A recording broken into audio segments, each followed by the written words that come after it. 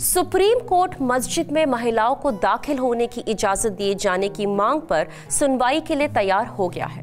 Court ने आज इस मसले पर केंद्र सरकार, मुस्लिम पर्सनल लॉ बोर्ड और सेंट्रल वक्फ काउंसिल से जवाब मांगा।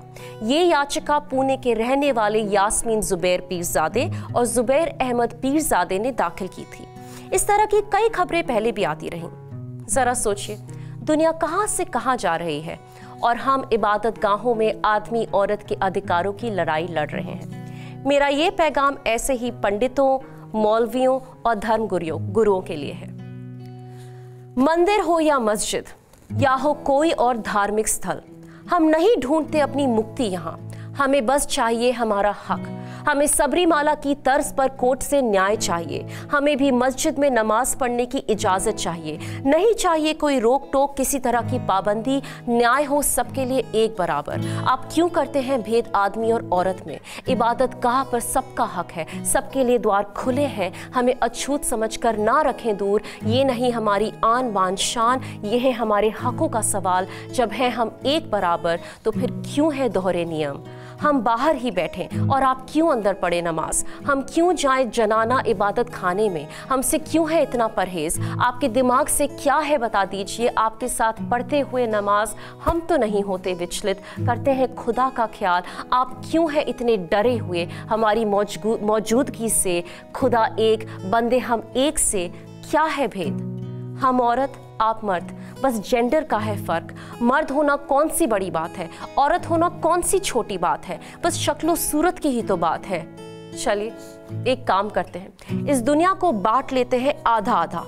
सबके हिस्से आए बराबर दुनिया।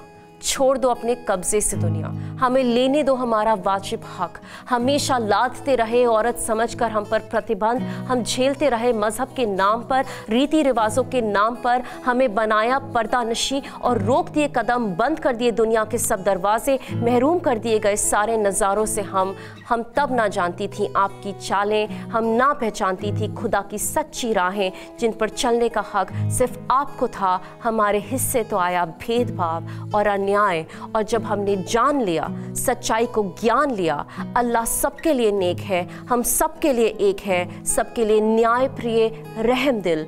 हमें भी उसके करीब जाना है। अब हमें ये न्याय पाना है। अल्लाह इंसाफ पसंद तो करता है पसंद, फिर कहाँ है आपका इंसाफ?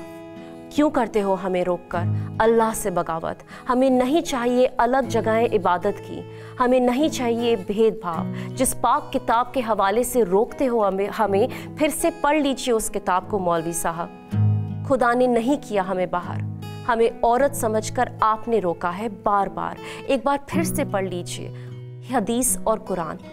हमें चाहिए हमारा इंसाफ, हमें हमारा हक चाहिए, वरना कयामत के दिन पूछेंगे अल्लाह के सामने हम गिरेबा पकड़ के कई सवाल, तब नहीं होगा आपके पास कोई जवाब। मानिए हमारी बात, प्लीज़ फिर से पढ़िए हदीस और कुरान, उसे पढ़िए और समझिए, उस पर अमल करने की कोशिश करिए, गौर फरमाइए।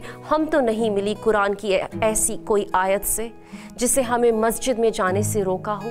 हमने भी पढ़ा है वो हिस्सा, हमें तो रात में भी मस्जिद में इजाज़त है नमाज पढ़ने की। क्या अलग अलग रहते हैं हमारे खुदा, या आपने किया उन्हें हमसे जुदा? हमने अब सच्चाई जानी है, और मौलवी जी आप भी अब सच्चाई जान लीजिए।